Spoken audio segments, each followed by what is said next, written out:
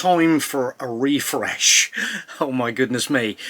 Oh, before I actually start, just something I want to do, actually try out, just for my own sort of like sanity really. Occasionally, you know me, my Rode microphones, these little babies here, I tend to exhaust the batteries on. Anyway, one thing that I never got round to on that trip was actually using my little fluffy wind muff, little muffer. So what I'm going to do, so I've got no muff Rode wireless on this video at the moment, so I just want to see what the video noise sound quality is like, and I'm just going to now slip this one in position and see how that makes the noise change from the original without this on there.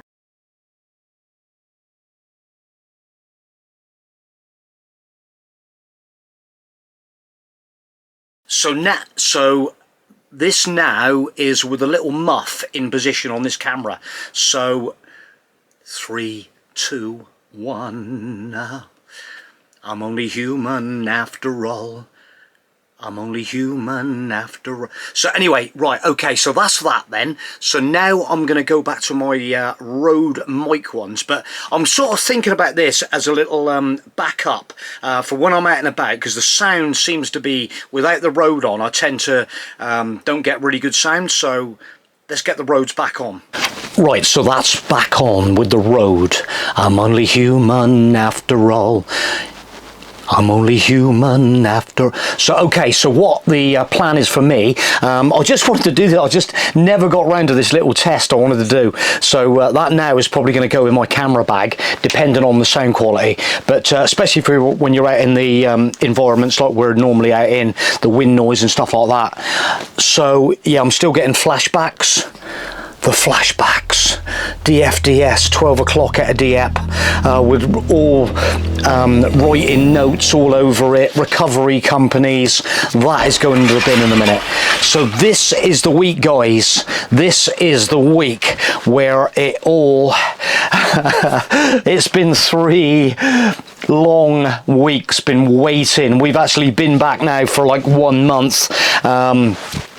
And yeah, it's been a bit of a struggle, to say the least. You know how our yeah, it's been for people like me, absolutely stir crazy. Yeah. Anyway, inspirations for this video, I literally was speaking to a friend of mine this morning. Barry, it was nice to catch up, buddy, and we were having a, he literally messaged me up and said, how things going with your van, Joff? And so I literally hit the phone. Let's talk about it, mate. It's easier to talk about it than message. So we were having a bit of a conversation, and yeah, everybody kind of like watched. Yeah, so as soon as I have any more information on this Fiat Ducato, guys, I'm going to be the first one sharing it, and hopefully that's going to be soon, very soon. I'll tell you the actual story of what's so on. I'm going to be dropping this up on Tuesday afternoon, and my appointment with Fiat is booked for the Wednesday, so the day after, the middle of this week. So I'm starting to feel a little bit, we're feeling really apprehensive. Chatting to Barry, he was like saying, do you think it was that water jar? And it was kind of like, do you know what, Barry, you know, I just don't know what the answer is, and we've seen so many other people with issues with their vans, little bits and pieces, you know. This kind of, and me and Caroline have been again talking about it today. You know, you can go off and you know, buy yourself a new, and you can still have issues. It is a absolute nightmare. And I was saying to Barry, I said, Barry, I've been watching the NEC videos, mate. Everybody is up the NEC videos, looking around vans, and you've got this kind of thing where what is the most reliable chassis, be it a Fiat, Ford Transit, Peugeot, Iveco, Volkswagen, Mercedes-Benz, which is what What doesn't give issues? We don't know. So, and this is kind of like one of them things, guys, that, you know, we tend to look at the back of a motorhome. Most are reliable, you know, most makes, there's kind of like a reliability. We've like I say, until you get this kind of like issue, you just sort of, yeah, you don't even think about it. When the going is good, guys, you don't even think about it. And I was chatting to Barry. I literally said to Barry, I said, Barry, all you've got to do is make sure your insurance recovery, if you're going abroad, is up to speed. But yeah, so when you're looking in motorhomes at the back end and stuff like that, you're looking at the body, and you know, you don't even sort of like question the kind of reliability of what is on the front of that vehicle. So that is something that you know, maybe a lot of Joe Public don't like. You buy new, you expect it to be reliable. I was actually, Barry mentioned to me about he bumped into somebody with a Niels and Bischoff, and had some issues. And anyway, I am actually a member of the Niels and Bischoff Facebook group, and I said to Barry, I said, well, it's really, really funny, Barry, because I saw a story developing on their website. It was only in the last, I've got it here now in front of me, and it was literally 3 days ago. And well, here we are parked at the factory in Pulch in Germany, and we were passing and thought we could ask a question at the service desk. The reply was no, because we are from a non-EU country. No assistance work can be carried out by the manufacturer on one of their and it was like, not impressed at all. You know, it wasn't actually for warranty. They were just wanted some advice. Anyway, it goes on. It sort of goes on down through. There's been people put in, can't fault the van, mate. It's the best out of 10 that I've owned, which you know, for the kind of money, you're good build quality in the 2018-2019 plates, in my opinion. You know, we were saying this about the build quality of the latest Burstners. Are they dropping back a little bit, although the money is going skyward? I'm just browsing down through, and literally there was one guy, doesn't stop me selling to a non-EU country at huge prices. Someone swapped Carthago liner for 2, he swapped a Niels and Bischoff Arto last year, never looked back. Best thing he did. There was another one down here that was quite alarming. Yeah, sometimes we always get that feeling. There was another guy here put on, let them rot on the forecourts of the dealership. Most dealers are just the same. You're cattle to them. Once you have bought your motorhome, once you've signed, move on to the next one. All sorts of different. It's a really interesting thread, and yeah, there was another one as well that I found quite interesting. Apparently, there's other people that are praising them up. Had stuff done there before. This is like Niels and Bischoff, a very high-end motorhome company. A while ago, they carried out work on a Swiss registered van, and they were caught and had to pay an extortionate fine, tens of thousands of euros.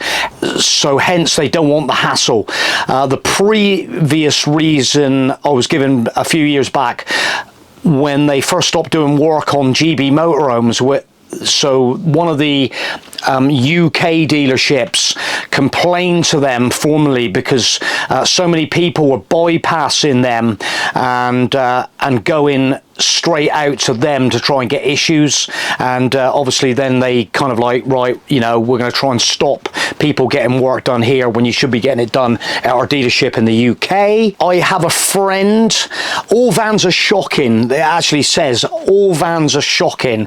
I have a friend going to Morello for 40k's worth of repairs to be carried out with warranty work on a Morello, and I was telling Caroline about this thread, and we literally kind of said it doesn't matter. And like I said to you, Barry, I said, you know, we had our little like roller team and literally, you know, got our money's worth out of that thing.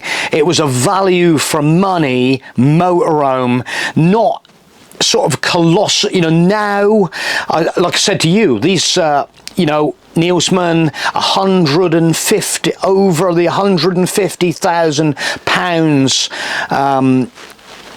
You know, it's a colossal amount of money. And that particular one, like I said to you again, Barry, it was based on a Fiat Ducato with the same engine as this. Oh my goodness me. You know, and yeah, so I think it just sort of like pushes the stress levels even further. Another one I had here that was quite interesting. First of all, I thought it was a windscreen, but it wasn't. It looks like he's commented, he lives abroad and he's got a Nielsman, and he had a looks like it was a broken windscreen wiper system, whether the linkage had broken, and I was advised to go to Niels and Biscoff dealer and order a new one. Not that many nearby, not even nearby, and then scheduled an appointment 3 months away. I've been waiting 3 weeks and I'm still crazy for a Fiat appointment. I experienced the same thing 3 years ago, drove especially from Belgium to Pulch for parts, arrogantly treated at reception and referred back to Belgium dealer who did not have the parts, no after sales. It's an absolute, like, minefield. So a guy actually that doesn't live far from us down in Devon, he's been parked next to a Morello Palace for about 4 weeks and they've been having a good old chat, and the German owner said, Morello hate me. It seems he's wanting to cut out the dealership from any repair process, and Morello HQ didn't like that. The reason for wanting to use Morello HQ is because the dealer was not that impressive. So guys, I'm going to leave that one there, I think, but just as it goes, the whole kind of like, I'm hoping we're really positive feeling people, and we're desperately in need of our motorhome getting back to what it was like before, and that's, fingers crossed, what I'm hoping for. So I just thought I'd put out this little video and get some more comments rolling. Your experiences, that's exactly what it's all about, guys. You know, we want to know the makes, well, like I said to Barry again, that's 695 roller team that we had.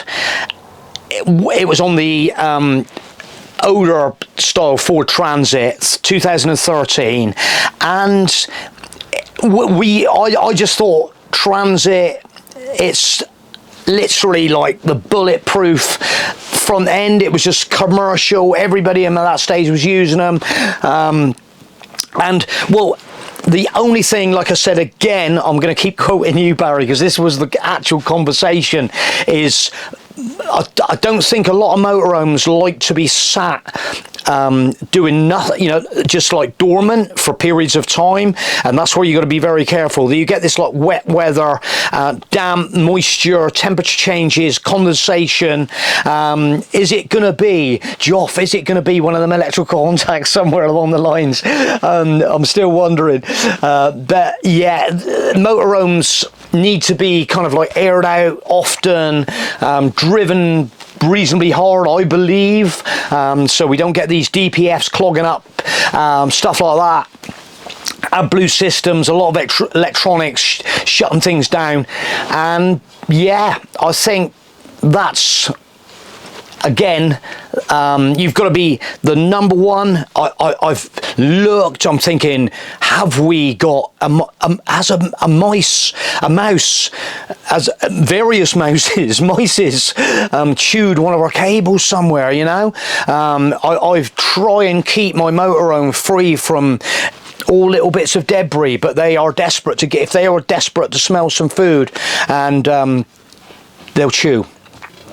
And we know it. We've seen it. We've seen it on the forums. We've seen mice in air filters. We've seen mice in around. We've seen birds' nests in around the engine compartment. Seen all sorts of different things.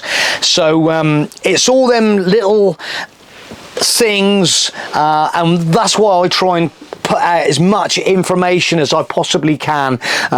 We've had a fair bit of experience, and this is probably the worst. We need to really love our motorhome again. We really need to get back into the vibe of it, and if we can just get past this little lull and get back on the upward, and I think we're going to be happy. So I think I'm going to leave the video there, guys. I'll be really interested if anybody wants to make a comment on anything that I've mentioned here, and you can always drop us an email. I'll put my email's in the link, so if you've got any pictures of instances of mice chewing your wiring loom or things you want to share with other people, drop us an email, and we'll look forward to talking about it. So that'll do for me now, guys, and look forward to catching up in the week, we hope.